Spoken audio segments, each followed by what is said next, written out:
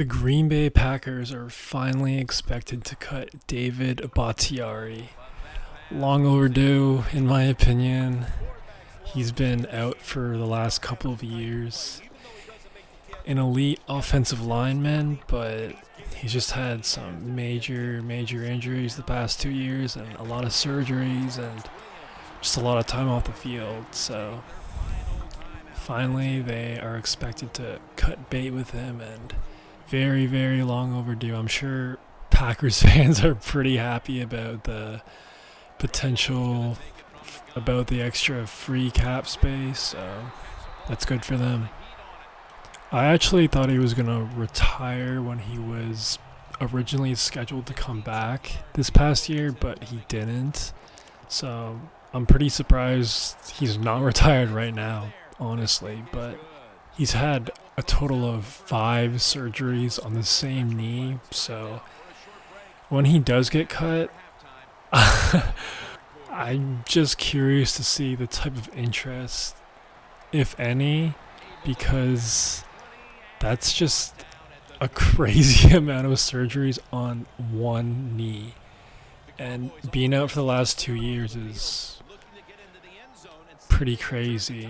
But with that being said, so the Packers are going to save nearly $21 million by cutting him. So that's a lot of money that they're saving. And honestly, from a human perspective, it kind of sucks. I know he made his money, but you got to feel pretty bad for a guy, and especially when he was a solid player. I mean, to have major injuries and to be out and for your career to be potentially over, it's a shitty situation, and I'm not sure what's going to happen to him, but I just hope he stays healthy with whatever path he decides to pursue. But here we go again. If he is going to sign with anybody, we all know where he's going to go. And that is the New York Jets. Aaron Rodgers is still the guy over there for now.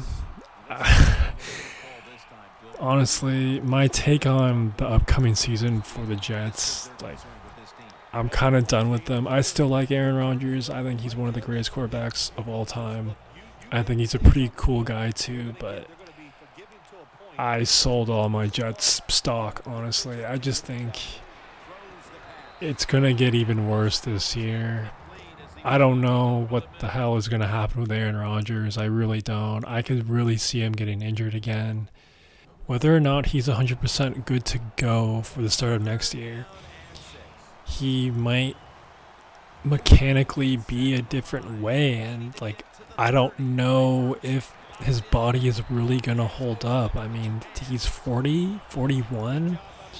You're just prone to more injuries the older you get, and even prior to Aaron Rodgers tearing his Achilles, he's had some injuries in the past that have held him out for some time, so I just don't think it's going to go well. And then Robert Saleh, I like Robert Saleh. He seems like a good guy. I'd want to play for him, but as a head coach, I don't know, man. There was a lot of drama. There was a lot of reports. The whole Zach Wilson thing was very bizarre for the NFL.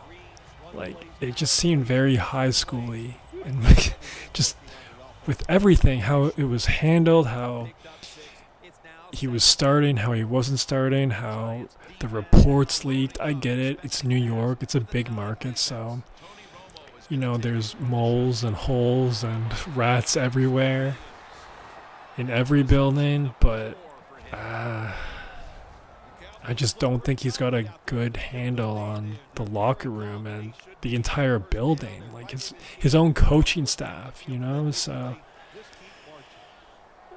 and not only that, but their O-line is trash, and to bring it back to Mr. Bakhtiari, it's just so poetic. It's like a circus. It really is like a circus. The Jets could give Bakhtiari a shot, but what are we doing? I know he's Aaron Rodgers' good buddy, and I respect that, and that's really cool. Like, you want to go to work with people you like and your buddies and all that. I get it, but like, the guy's played one game in the past like 2, 3 years, and major injuries, and you're gonna put the faith of your season in his kneecaps and Aaron Rodgers' health. This isn't a good recipe. But I'll tell you what it is. It's pretty entertaining for everyone else. I mean, it would be dope if the Jets were great.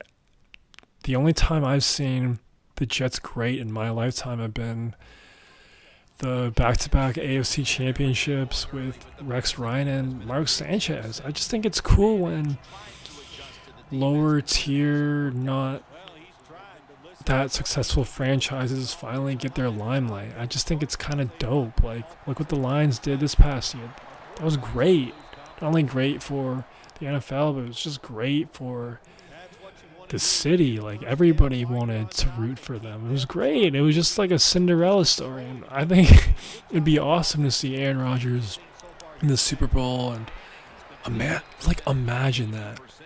Winning a Super Bowl for the New York Jets.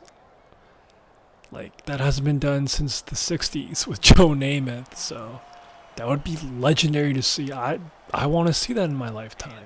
But back to reality, I really don't think it's going to be a good season. And I'm primarily talking about them because I really feel like the Jets are going to be the only team interested in Bakhtiari at this point. I guess we will find out. New York Jets fans, I'm curious. Please tell me, because I want to know how you're feeling going into this season, because I just feel like it's the beginning of the end. Saleh, I don't know how he kept his job. In my opinion, I thought he should have got fired pretty quickly. All the reports that came out, like that phone, him taking away his coach's phones was one of the most bizarre stories I've ever read regarding to the NFL and head coaches. It just completely strange. Then obviously Aaron Rodgers since he's gotten to New York, he's been pretty vocal about him talking about the culture and him being upset with all the leaks and whatnot. And there's too much drama off the field, man. There's just no way that they're going to be successful on the field if they can't take care of all their issues off the field. So, like, is there a Jets fan out there that's positive or looking forward to this year, or that still has those preseason 2023 Super Bowl aspirations? Man, that was a crazy time last offseason.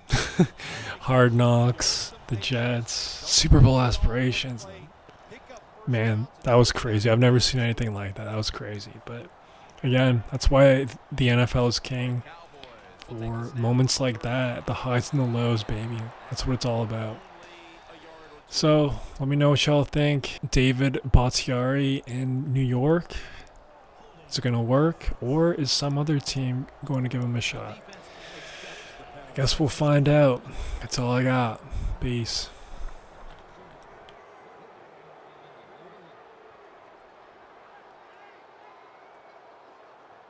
Cowboys will take the snap from the 25.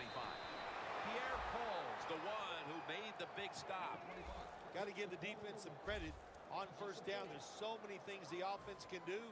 They were ready for that play, and they stopped it. For this play, they'll go with two tight ends. Takes another handoff. Brought down at the 26. Always good to have these types of runs. Hey, it's not a first down, but it sends a message. It shows everybody that you can run it when you want to, and also it opens up so many other things for your offense. It'll be third down. The Cowboys will look to get to the 45 to pick up a first down. The final quarter begins with this snap. A nice grab. No doubt he was going to hold on to that one. You know, as a quarterback, sometimes you got to trust that arm and throw the football past the first down marker. There were guys open, but no, he takes the safe route, throws it short, defense makes the tackle, and here we are staring at a fourth down.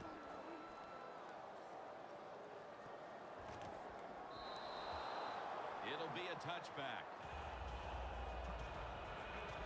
The Giants offense taking the field again. They got everything they could out of that last possession, Phil.